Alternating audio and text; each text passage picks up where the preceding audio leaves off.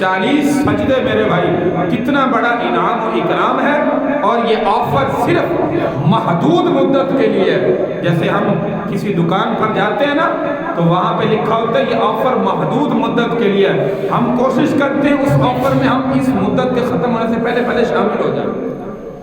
تو یہ میرے بھائی رمضان کے مہینے تک آفر ہے، اس کے بعد نہیں ملے گی۔ تراویح رمضان کے بعد ہے ہی نہیں، رمضان کی عبادت ہے، اس لیے اس آفر سے نفع حاصل کرنے والے بنے، اس آفر سے فائدہ حاصل کرنے والے بنے۔ مسلمان بھائیوں، نوجوانوں، تراویح سنت مؤکدہ ہے، 20 رکعت نماز تراویح پوری ادا کریں جو پیارے پیغمبر صلی اللہ علیہ وسلم کی سنت ہے۔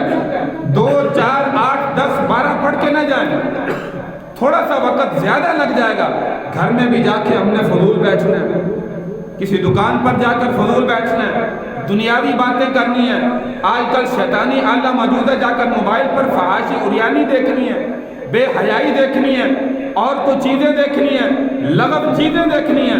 اس لیے میرے بھائی اس سے بہتر ہے کہ اللہ کے گھر میں وقت گزاریں، 20 رکعت نماز تراویح جو ہے وہ پوری ادا کریں، اس کے بعد اپنی مصروفیت میں جائیں۔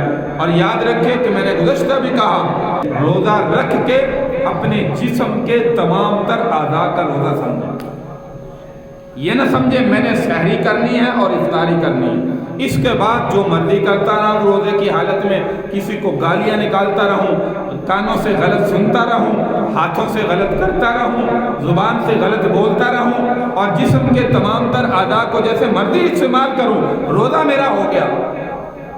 میرے بھائی روزہ اس چیز کا نام نہیں ہے، روزہ اس چیز کا نام ہے اپنے جسم کے تمام تر اعضاء کی روزے کی حالت میں حفاظت کریں۔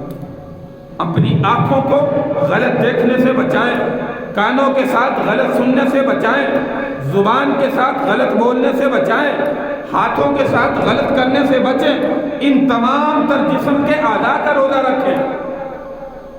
صرف بھوکا پیاسا رہنا یہ روزہ نہیں ہوتا۔ حدیث مبارکہ میں صاف پیارے پیغمبر صلی اللہ علیہ وسلم نے فرمایا، بعض روزے دار ایسے ہیں جن کو بھوکا پیاسا رہنا ہوتا ہے، اس کے علاوہ اور کوئی نفع نہیں ہوتا۔ صحابہ نے پوچھا یا رسول اللہ یہ کیسے؟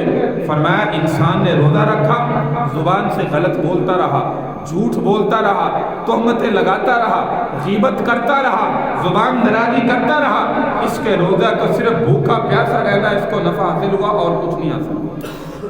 نیکیاں خالی بلکہ الگ گناہ ہو گئے، اور روزہ رکھ کے بندہ نیکیوں کے بجائے نامہ اعمال میں گناہ درج کروائے تو ایسے روزے کا میرے بھائی کوئی فائدہ نہیں۔